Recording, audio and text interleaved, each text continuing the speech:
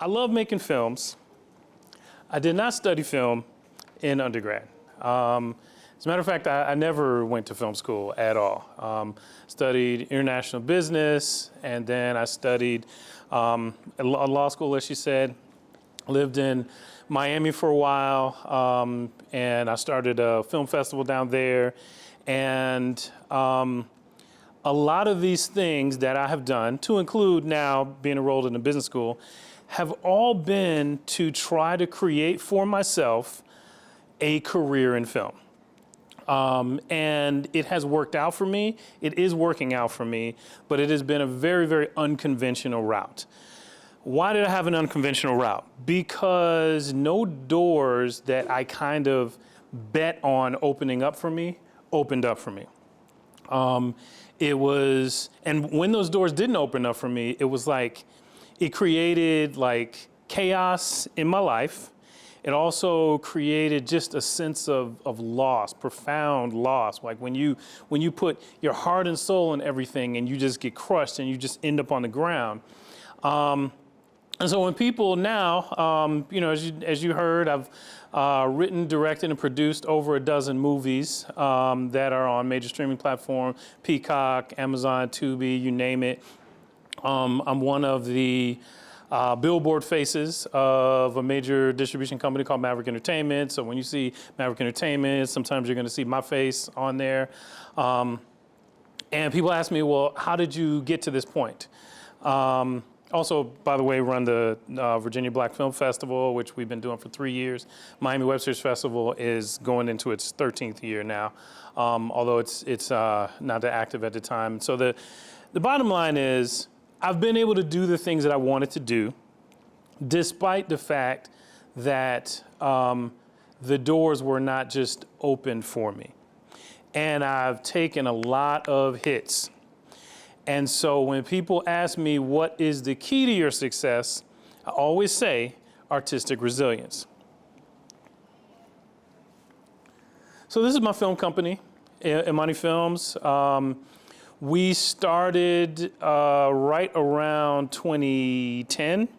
I actually didn't really start making movies officially until 2016, but we've been around a long time and a lot of ups and downs. And as I said, you can pretty much find it. If you're looking for me on IMDb, make sure you put the G in there, Bryan, Thompson. So what is artistic resilience? Now I'm going to speak specifically to filmmakers, but really my experience is this applies to filmmakers, it applies to entrepreneurs, because I have used this same principle for all of my entrepreneurship ventures. And it goes like this. It's all about, do you have the emotional stamina to get hit and get back up? Can you navigate, can you problem solve to navigate the financial, logistical, critical, or personal challenges that you're going to have and turn them into opportunities to win? This is what I call the cycle of artistic resilience. So essentially, it's cyclical because you're going to keep doing the exact same thing over and over again. You're going to access your creativity, and there are very specific techniques that I use to access my creativity. Then you're going to overcome fear. Everybody has it, even those of us who say we don't have it. And then you are going to get hit with rejection. Even if it seems like everyone is saying yes to you, somebody's going to say no. You know, I had a film that every single person that I ran into loved it. Everyone, I would sit in the screenings, you know, anonymously and just watch people, and they would react. They'd laugh at everything that I intended for them to laugh at. You know, they'd be really into it and really emotionally invested. And then I'd look at someone who watched it online, and it would be just this scathing critique of someone who like hated the movie but watched it all the way to the end, right? So, and it's easy to just dismiss that. But you have to, within those scathing critiques, you got to find the nuggets that will help you get better and do the next thing, which is innovate. So innovating, you just have to find ways to continuously build yourself into a better version. And once you've built that better version, you got to test it out, put it on the open road, and start all over again, accessing your creativity. So when we talk about accessing your art, the biggest question that I get is, how do you avoid writer's block? Now, this is going to be different forever. There's a different answer for every person, but for me, it's really all about grounding myself and reconnecting myself to the universe. So I don't know how many people in here, go to the gym and work out. So how many people in here work out with no music at all? Okay, I got one. I know it's very uncommon. It's like some people think it's sociopathic or it's just crazy to work out with no music. But I frequently, especially when I'm not really connecting with my inspiration, I will take an extremely like a 2 to 3 hour walk in the woods with no music at all. The reason is because I don't want any outside influences. I don't want my attention to be distracted when I'm trying to reconnect with myself and reconnect with my ideas. And I get phenomenal ideas when I find ways to find that silence. Silence has become such a unique thing and a hard thing to get access to, that it's really, it would, if you don't do it a lot, it's gonna feel weird at first. But if you force yourself into that space, I pretty much can promise you're gonna come up with some ideas if you're intentional about that being the reason why you're doing it. And then a lot of people find trouble with this one. Making movies is fun. And so it's easy to be passionate about making movies for the sake of making movies. And there's nothing wrong with that. I challenge you to take it to a slightly deeper level, which is every piece of art that you make, every movie that you make, every screenplay you write, or every time you do the lighting for a movie, or you accept, that I will take this role as sound engineer for this movie, that it be in addition to the fact that you love making films for another reason, because the story connects with you. At the end of the day, what we want is we want to move with purpose. And I think that the people in this, there's a lot of people in this world that are feeling very, very lost right now. And a lot of it is because they're not moving with purpose. They're just moving. And then, similar to that same point, it's really about like, what is the impact that you want your work, your life in general, to have on the world? And then the last thing, getting back to the social media. So I'm surprisingly, for a Gen X, I'm surprisingly active on social media. And because I understand that it is a tool.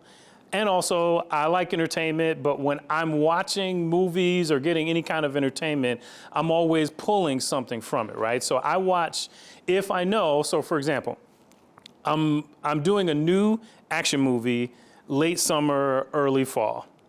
And this is an action movie that has limited locations, but very deep dialogue and deep subject matter. So I'm intentionally watching movies that have similar characteristics so that I can get inspiration that's gonna make that movie better. So when it comes to your social media, defining your algorithm, we all know that your algorithm is defined by what you linger on the longest before you scroll. So you go in and you intentionally, first you figure out what kind of content is gonna make you better at the thing you wanna do, or just keep you inspired. And then you look for those things, you linger on them, and then you can actually redefine your algorithm to something that is not compatible with the you that you are today, but the version of you that you want to be 5 and 10 years from now. And so, yeah, people laugh when they see my algorithm and it's all like, motivational stuff and film stuff. And it's it would be completely boring to most people to scroll on my feed because I've constructed it in a way that is just specifically for me. All right, so how did I get started? So I'm deployed in Iraq. I should tell you I was in the Army for 12 years. And life in America at that time is not going really well for me. I'm in the middle of a divorce. I'm having some real feelings about the fact that, I signed up after 9/11 to go chase bin Laden, right? And obviously I'm in Iraq, so I'm not doing that. And I feel good about my service, but I also, when you don't really have anything to go home to, then the thought enters your head. It's just like, if I die, like, my life isn't that meaningful right now, right? Because I really haven't pursued my passions. So I tell you guys this story because I want you to be very purposeful about pursuing your passions because you only live once. And it's much better to have that realization when you're not sleeping with bombs flying around you, right? So anyway, I go, if I make it home alive, I am definitely 100% going to pursue this passion that I've always had, and I am going to start making movies. And I got an idea for a movie. It was an action movie. It was gonna cost a lot of money to make, but I was like, it's okay, I'm a veteran. I'm just gonna say, hey, I'm a veteran, and people are just gonna give me $10 million. Needless to say, spoiler alert, I did not get the $10 million, but I got a lot of lessons along the way that really kind of moved me toward my path. And I realized that realization that I had was the lesson that I needed to move me to the next level. So before I show you this, so when I came up with this movie concept, and then I found a local filmmaker and a local producer, line producer. The local filmmaker had never done anything on this scale before. And we're gonna do this big concept trailer, right? A concept trailer, everybody know what a concept trailer is? Where you do little scenes that make it look like the movie's actually done, but it hasn't been done yet, so that you can use it as a proof of concept to actually make the movie. So a week before we're about to film this concept trailer, mind you, he has gotten all the locations and all this stuff. A week before, he bails on me. He gets cold feet. Now, I have pulled in, at this point, my background, my motivation for this. I can't let this not happen because I've contacted all these people and said, like, there's one scene that's gonna have all these people in it and they're counting on me, and I know I'm just getting in this. And reputation is everything. So I'm not gonna have those people, call all those people and say we're not doing it. So I went through having no film experience at all, and I found my locations, and I contacted people, and I worked through this stuff that I had no blueprint for. And then the producer that I had contacted, who actually was recommended by that filmmaker, she had been working on independent films in different places, and she knew the guy that we wanted to hire once we got money. She had come across him on an independent film set. His name is Tony Todd. If any of you have ever watched The Candyman, it was, so that was The Candyman. He recently passed away, I think, last year. And so I wanted to hire him. And so shortly after this guy bails on me, he tells her, why are you guys doing a trailer without me? And I tell her to tell him, because I don't have money. And he tells her to tell me, make an offer. And long story short, Tony Todd flew to Virginia from Los Angeles, and we filmed him. You see these scenes, we filmed him in Newport News. One of them was at the Marriott in Newport News, believe it or not. And another scene we shot with him was at the Virginia Living Museum. Because the Virginia Living Museum downstairs has this cave. It's not a very big cave at all. It's like maybe from the wall to where I'm standing right here, but it was perfect for what we needed.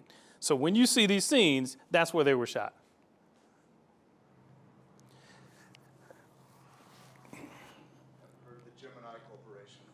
They've got their hands in everything. Weapons, medicine, politics, nuclear testing, you name it.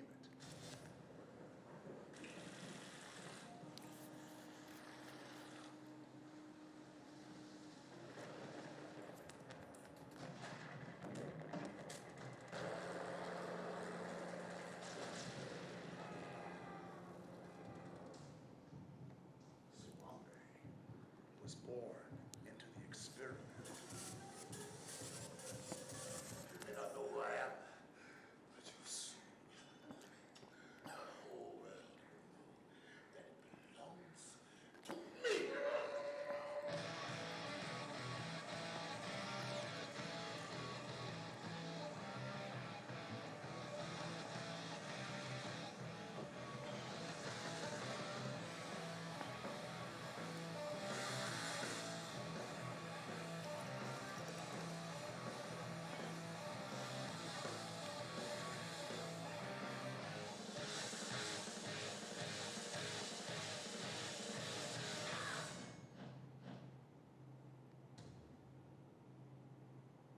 I'm sorry. I'm scared. I'll protect you. No need. I'm having him killed. Help me capture him. And when I'm done with him, I'll kill him.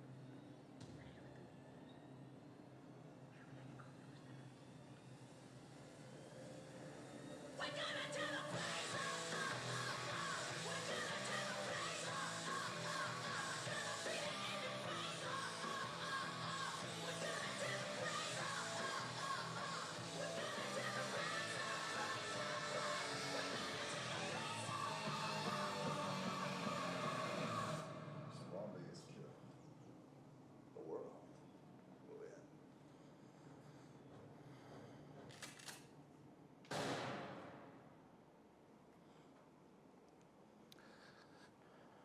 So that's Warlord.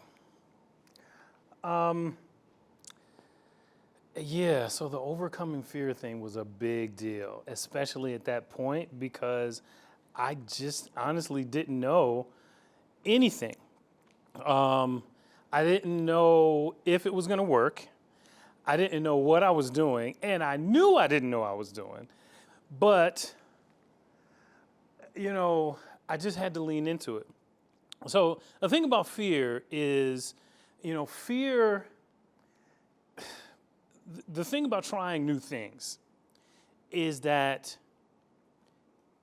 trying new things is interpreted by the brain as danger. And your brain tries to protect you from that danger by holding you back, by making you hold back, move slowly, don't take these risks. And so I realized over time that I can be afraid of the pain, or I can be afraid of failure, right? And I just can't be afraid of both, because I will get, if I'm definitely saying this wrong, but it's basically like if you're more afraid of pain than you are of failure, then you are doomed to have both.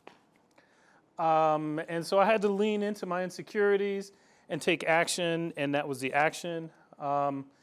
This was my first feature film. So I'm still in the military, and I get deployed to, I get stationed in El Paso, Texas. And I want to stay connected. At this point, I've tried some things. Nothing has really hit for me. I don't have any distribution deals or anything like that.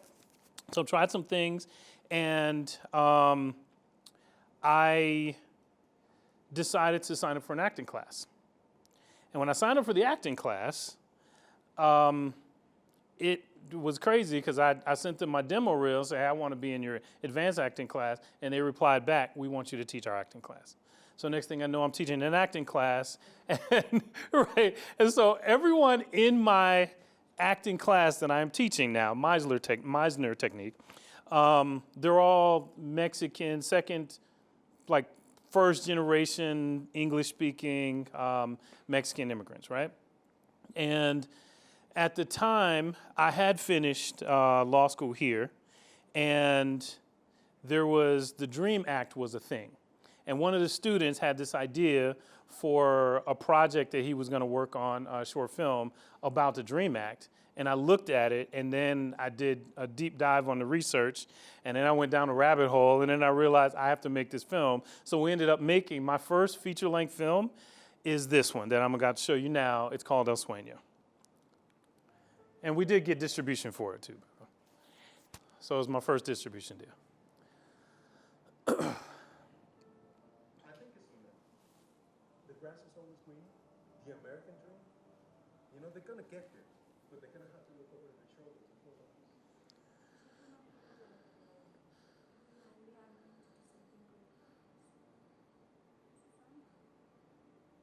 You had to figure that out.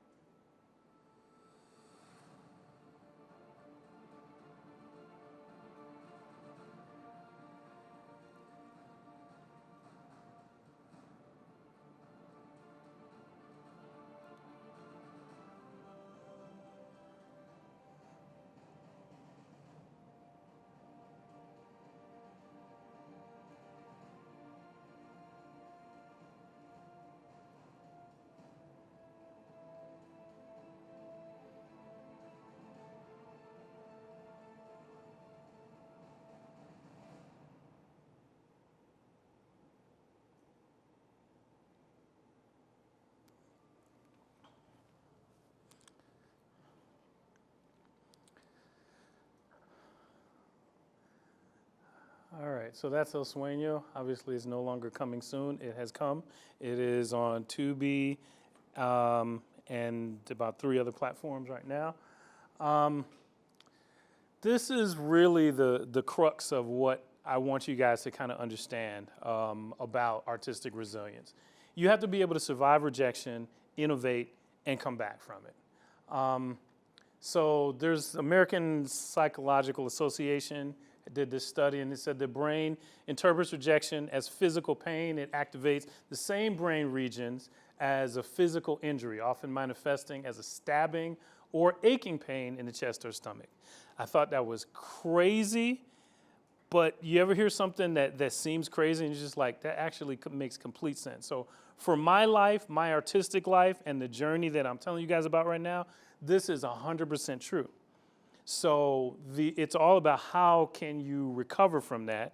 And, you know, this is my philosophy. It doesn't matter how many times you're wrong. You only have to be right once. And in my case, I've been wrong a bunch of times. And then, you know, you get to a point where it feels like you're right every time, but it's because you did all the grunt work, you know, to get to that point. And, you know, I say pain is a test because, you know, there is inevitably a point, like rejection can take you to some really low points, right? And there's inevitably a point where you're just like, you know, why is this happening to me? You know, and you may not see what the lesson is. And sometimes the lesson is just teaching you to get back up again, you know. And my saying is, the teacher is always silent during the test. So you just have to accept the fact that it is a test. And sometimes the test is you're not supposed to know the answer. You're supposed to react to not knowing the answer. So as I mentioned, Maverick Entertainment, I did my first action movie, and I met Maverick Entertainment. The way I met them, I was medically retired from the military in 2014, and no one offered me a job. And I was like, I got a law degree, and mind you, I accept the fact I had not taken the bar exam, you know, yet, and so I was in this limbo period, and I needed to you know, get my life together. But still, you know, I got all this experience. I got, you know, these 2 degrees. No one's looking at me, and I'm like, you know what? I don't even know if I want to work anymore. So, you know, in anything that's not the arts. So I decided to move to Miami and start my own film festival. So I started the Miami Web Series Festival, mainly because I had this web series that I created in Virginia that people watched it online and we didn't make any money from it and it was kind of stagnant. And then, I start this festival. People are liking the festival. The festival is going well. Maverick comes to me and they go, look, we want you to help us to identify good content for our platform. And I'm like, well, by the way, I'm also a filmmaker. And I show them and they're like, oh, this is great. This is the kind of stuff we would love. We don't have anything like this because it's kind of, it's just action is not easy to do, right? And so they were excited about it. And I was like, great. Well, they were like, if it was a feature, we would distribute it. And I was like, well, would you give me the money to make it into a feature? And they were like, no, we would not. But so like, if you make it into a feature, then we would distribute it. And so, I dug back into my pockets and found a way, came back here, filmed more scenes in Virginia, and we turned it into a feature. And that was my first feature film with Maverick. And we just kind of been going ever since. Like Maverick, they'll ask me for a certain type of a movie. We did the action movie, and then they came back and they were like, we want a Thanksgiving movie now. And I was like, but I'm an action guy. And they're like, pfft. And so I had to innovate, and come up with it. So Maverick has been a great resource for me. They're not my only resource. They're very specific to African-American content, meaning content that has African-American lead characters. Not all my films do. So I have to continue to expand and make sure that in addition to doing business with them, I'm doing business with other folks. This is where I hit my stride.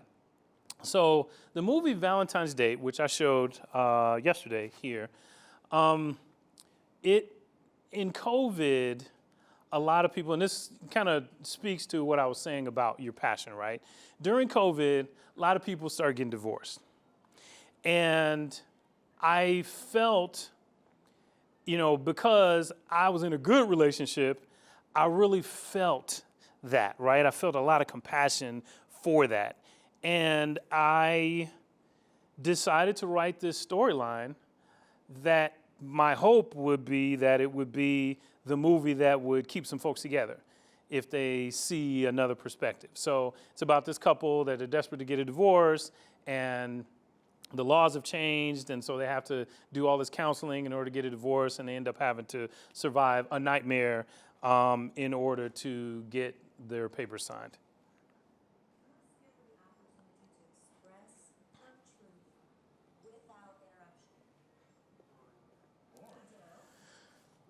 Can you guys hear? How do we turn it up?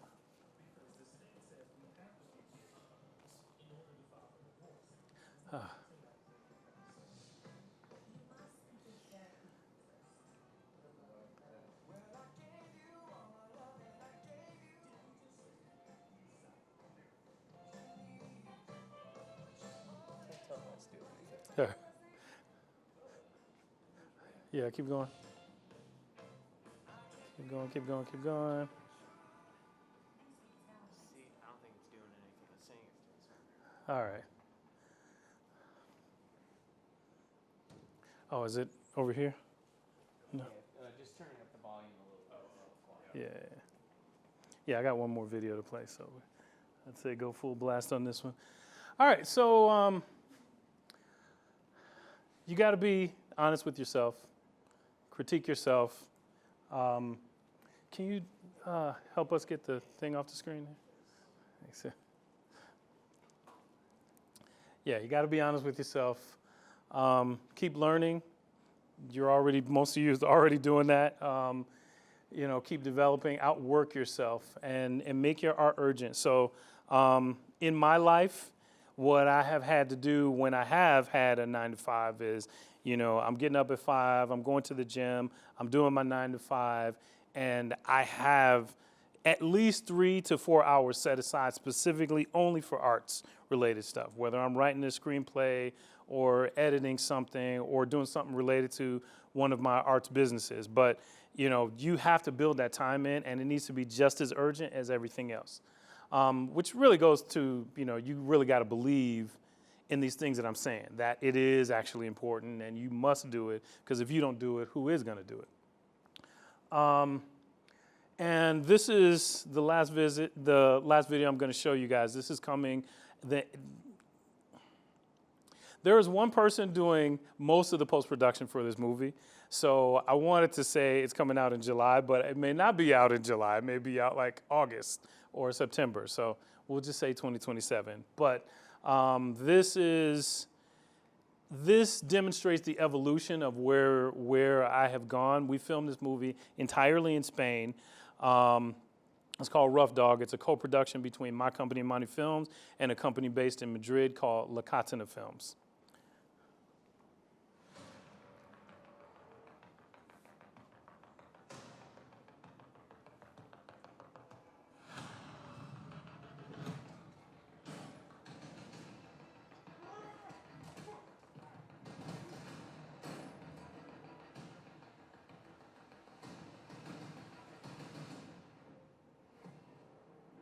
So what happened to this rough dog? Won't fall like you're not quit on the one-way train to the top. Oh, I get it. You think this is a fucking joke. I got a joke for you. How about I blow your fucking brains out and paint that raw with it? Sorry.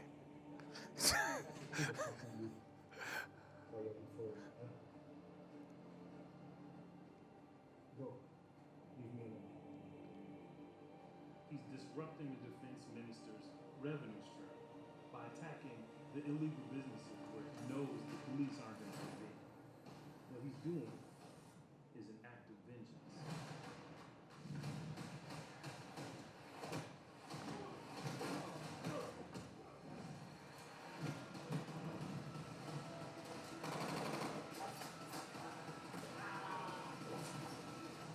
Put that fucking gun down.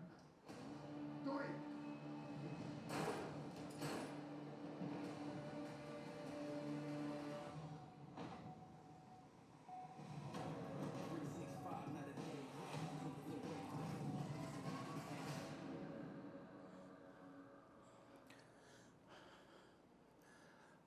All right, so that one is actually coming soon. What are your questions of me? I'm gonna leave this screen up. I have this one, but I really want to make sure you guys really soak this in because it's very important. And I think this is the work. This is my life. This is based on my lived experience, how you get to your win. You work, work, work, and you just get better. And then you work, work, work, work, work, and you just get a little bit better. And then you work, work, work, work, work, and then you get the result. Oh, nice. Yeah. I never got a chance to use this thing. I love this thing. Go and throw it to me. I want to ask about burnout and discipline, because I think that avoiding the former and encouraging the latter are really, really important to like making this work, especially because you say make art urgent and outwork yourself. And I wonder, like, how do you push through the moments where you're like, I don't feel like doing this, and then how do you avoid burnout? Okay. Cool. So I'm sure you've heard the expression, if you work in what you love, then you'll never work a day in your life. Someone literally asked me over at the business school, like not even 3 hours ago, they're like, I know you always got that buzzing in the back of your head where you're thinking about stuff you need to do. And I do, but it actually feels more like a tickle. You know what I mean? There comes a point where, like for me, to answer your question, for me, art is my therapy. So I only feel like I'm going to burn out when I'm not doing my art. Like, for example, I've been on and off a defense contractor. And in the times that I've been a defense contractor doing something that I really just wasn't passionate about, I just happened to be good at it. It was like, and I'm also aggressively working on my arts. That's when I start to feel the burnout. For example, my last film, and to your point about how do you avoid it, you gotta quit your job.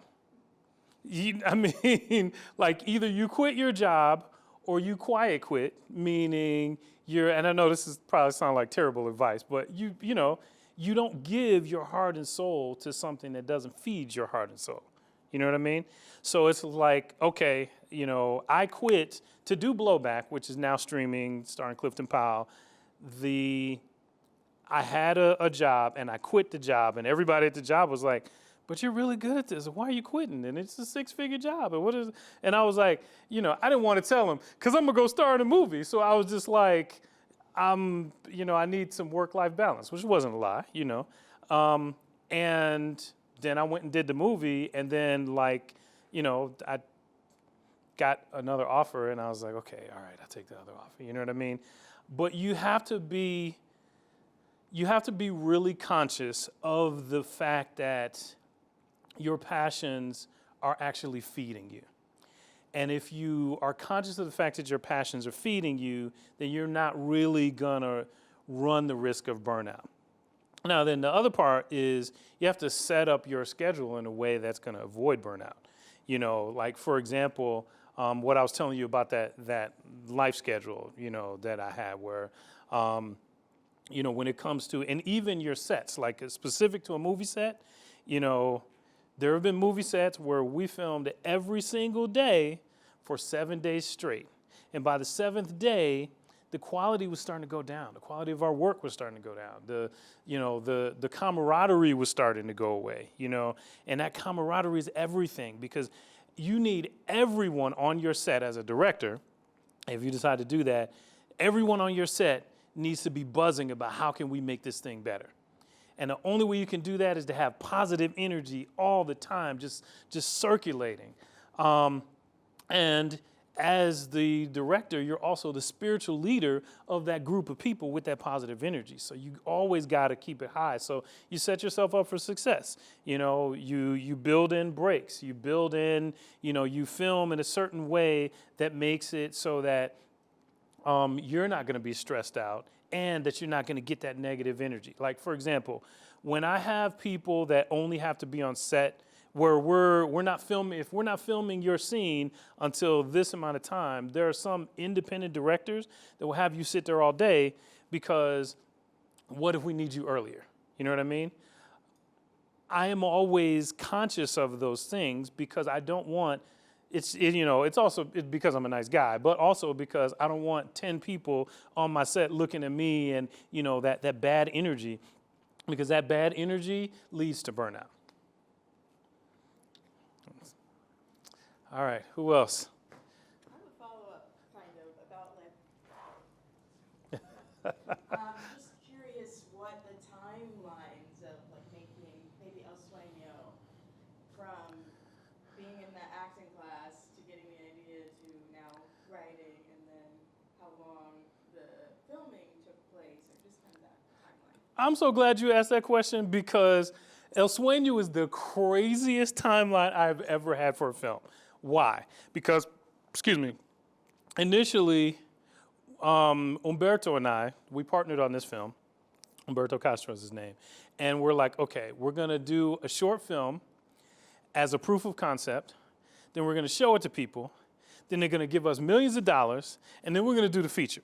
Because mind you, I've never done a feature before, so I don't really know how much it costs, and I don't really know how feasible it is, right? I'm starting to know, but I don't really know. So we make the short. And I told you before that I had done a web series. So the guy that I had filming my web series happened to be the only guy I knew at this time with a red cam. And his name was Cesar, and he was located in Spain. And so I flew him to El Paso to film this stuff. And I guess we didn't get enough of the footage, and it's like, when you're first getting started, you bring everyone in and you're trying to make partnerships and do anything you can do to kind of save money and stuff, right? And he didn't like it. And so he was like, we don't have enough footage, we're not gonna piece this thing together, you're not gonna, mess with my reputation. And you find that a lot when you're getting started. You have people who are just like, well, my first project has to be perfect. so everyone will respect me, you know. And so, long story short, we didn't have what we needed, and we just sat down one day. We sat in a car for 4 hours, me and Umberto, because he's pissed because he lives in El Paso. I'm just there temporarily, right?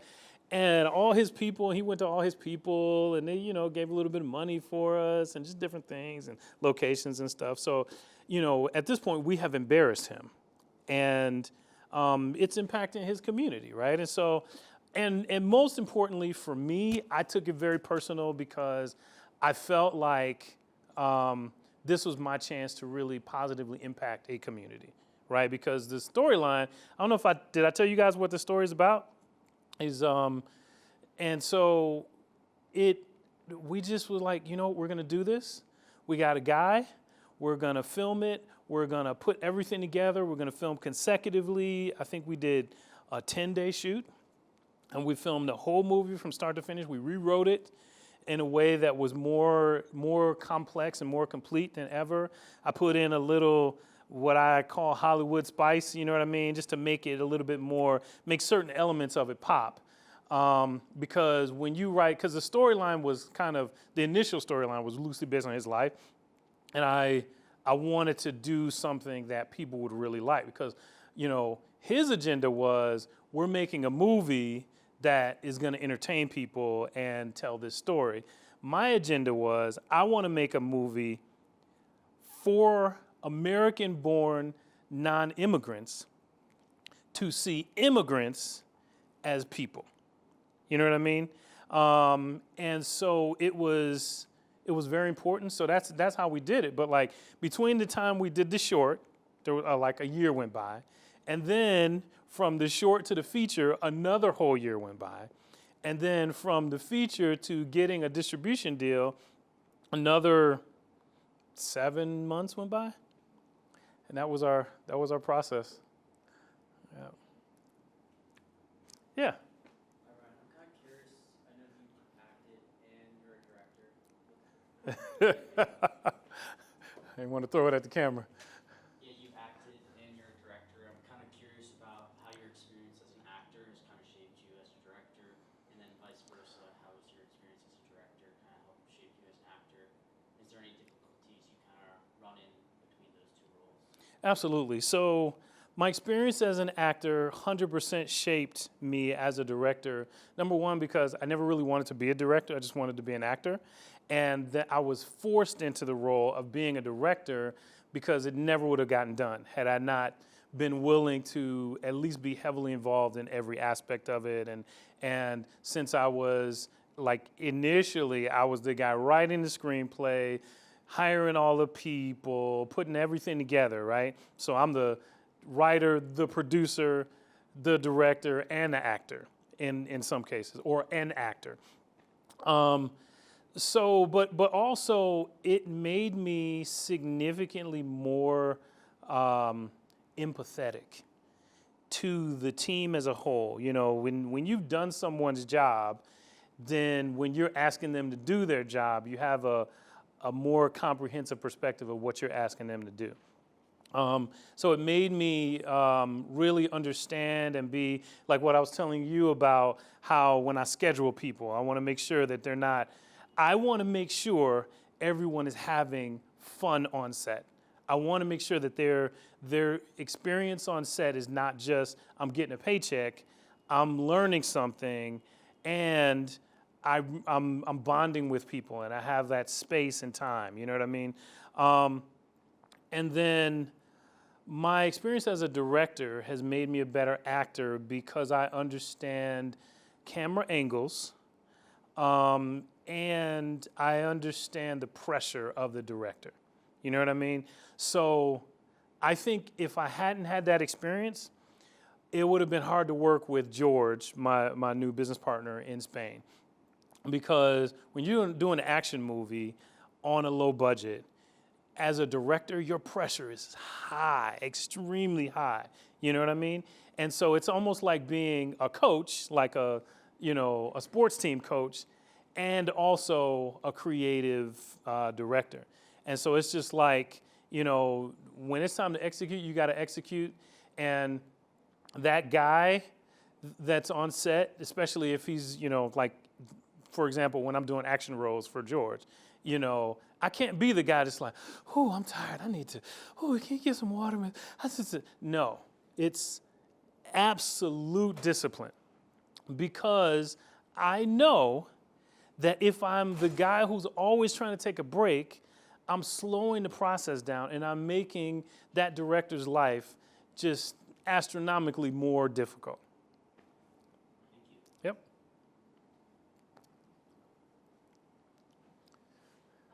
So I really appreciated the meaning and the significance that you had with the sueño.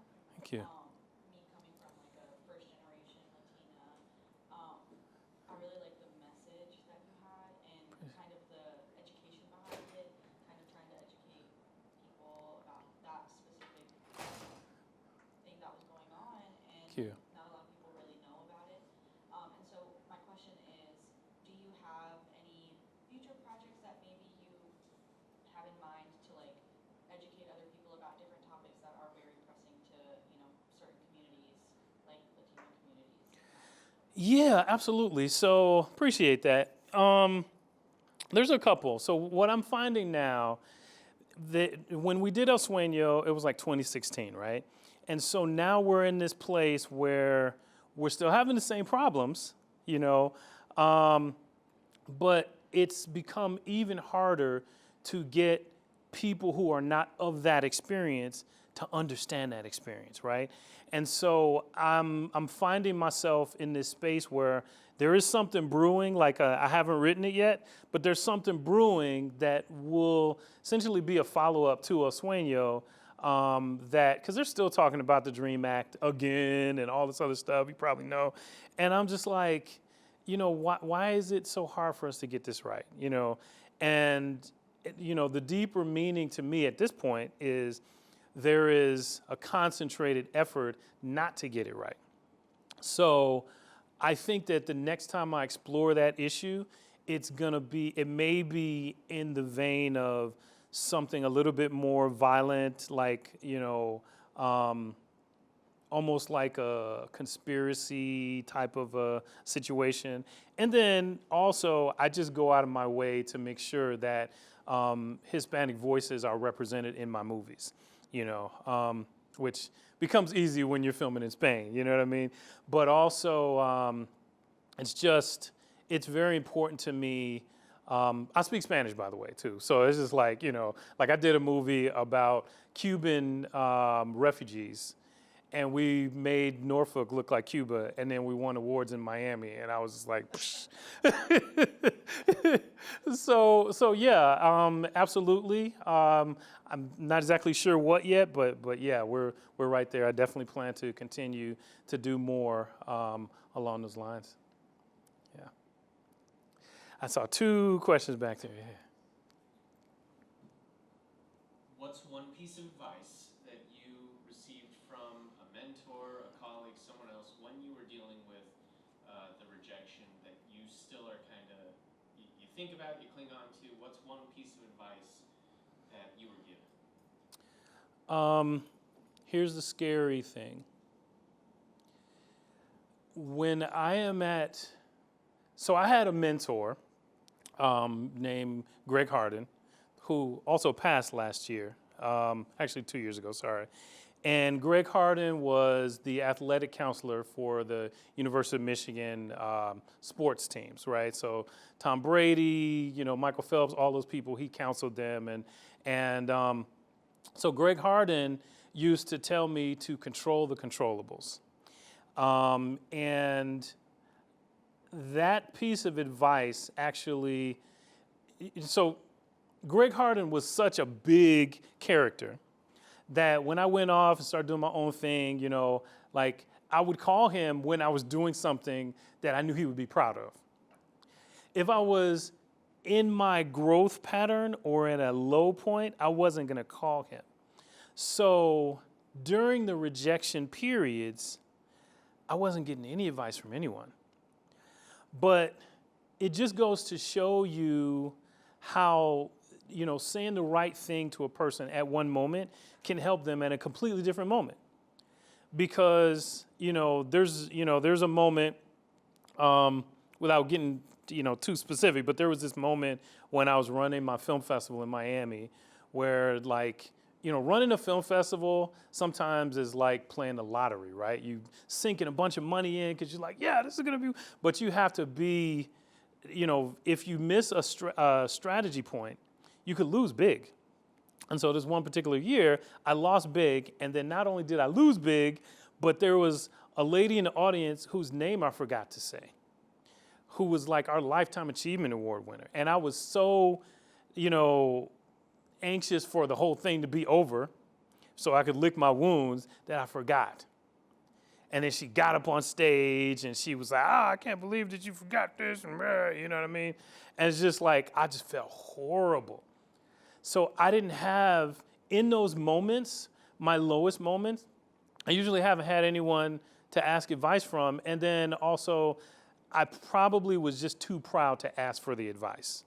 But I had gotten the advice before, and that is advice that pulled me through.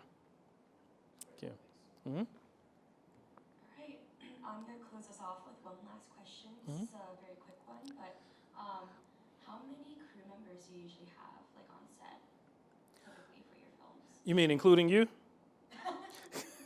So it depends. It really depends on what we're doing that day, right? So if you guys watch Blowback, there were moments where we had there's a lot of stuntmen in Blowback, right? And so there were times where we had like 10 stuntmen on set, and there were more stuntmen than anyone with a camera.